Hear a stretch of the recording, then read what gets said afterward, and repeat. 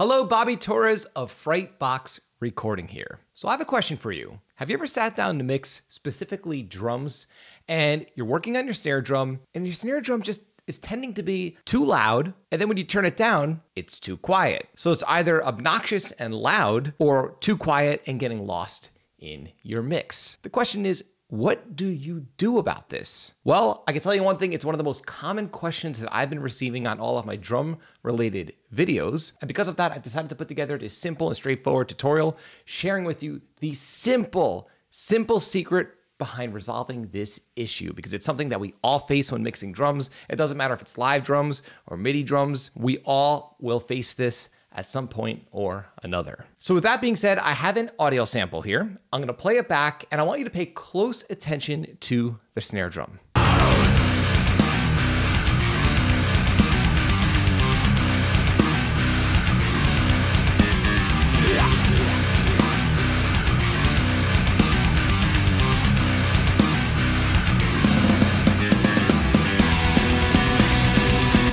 Okay, so in this mix, I'm utilizing live drums. And if you notice, the snare drum sounds good, but it's just a little obnoxious sounding. In my opinion, it's just a little too loud, or at least too loud perceivably, right? So what I'm gonna do is I'm gonna go in here and I'm just gonna pull the snare drum down. Now there are 3 snare tracks, an under snare, a live snare, and a little bit of a snare sample, which is actually a raw sample of the original live snare from what we recorded in the session. I'm gonna turn both down ever so slightly to kind of help try to resolve this issue of the snare being loud. I mean, common sense, right? If the snare is loud, turn it down. Let's take a listen.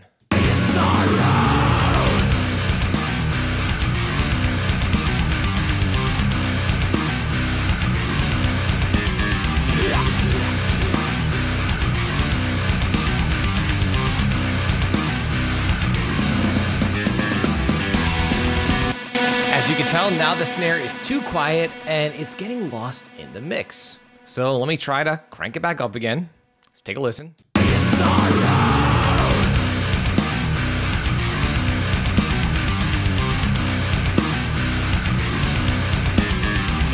Okay, now I'm back to where I was in the first place. The snare is just too obnoxious and too loud. But when I turned it down only a few dB, it gets lost. Luckily, the answer is so straightforward.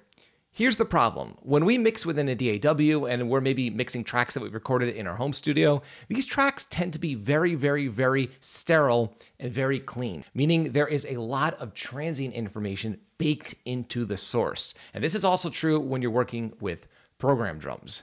The answer to your problem is to use some tape saturation or clipping on either the snare drum itself or your drum bus. Now, what a clipper actually does is lop off transient. So in a sense, it's actually making your drums quieter, but they're not perceivably quieter. So in other words, you end up with a snare drum in particular that sounds loud, but actually isn't loud in your mix. And it also gives you additional headroom on your master bus and your drum bus. So again, I'm going to play the audio sample back and let's look at the actual peak level in my drum submix here. Let's check it out.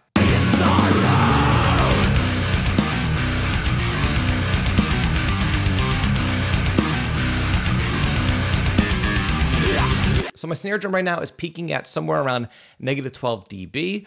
And again, it sounds a little too loud to me. So I'm actually just gonna engage a simple clipper plugin. Now I'm a huge fan of the Black Salt Audio clipper. This one tends to be my favorite because the controls are straightforward and you can actually clip your signal without having to mess with the gain structure. In other words, I don't have to increase the input. I can actually adjust the clipping by lowering a threshold. So right now I've lowered my threshold by about 10.5 dB. And let's actually take a listen to the drums just with this basic clipper on my drum bus. And also let's pay attention to the peak level on my drum bus.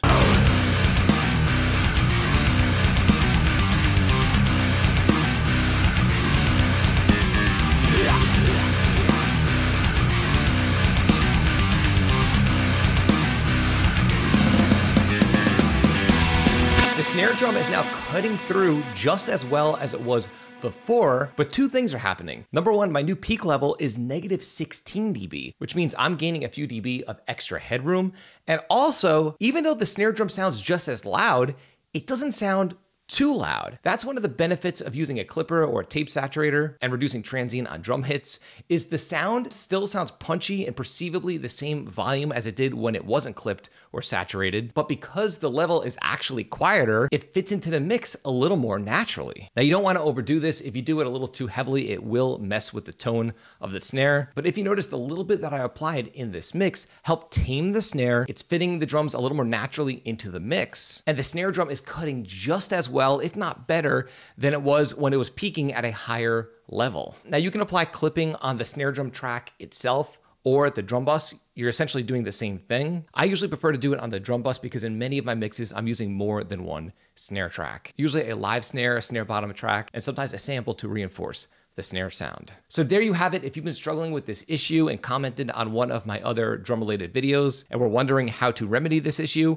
here's how you do it. So I'm curious to know, is this something that you've struggled with in your own mixes in the past? And is the concept of clipping your snare a brand new concept for you? Let me know by leaving a comment in the comment section below. I'd love to hear your opinion. Now, the truth is, if you're looking to improve the sound of your productions and mixes, so much of your results comes down to how well you understand basic EQ and compression. And because of this, I'm offering direct access right now for absolutely free to my crisp and clear Heavy Mix Formula. The Heavy Mix Formula is a straightforward PDF guide that showcases my starting points for both EQ and compression for all of the main instruments within a heavy production. There are also clickable links to private tutorials along with multi-track downloads so you could practice your mixing along with me. Again, the Heavy Mix Formula is 100% free right now, and you can have direct access by clicking the link below in this video's description. If you found this video helpful, like, comment, subscribe, and share. And do not forget to click the little bell icon so you can be notified every time I upload one of my weekly videos on all things metal and rock production. Until next time, happy mixing.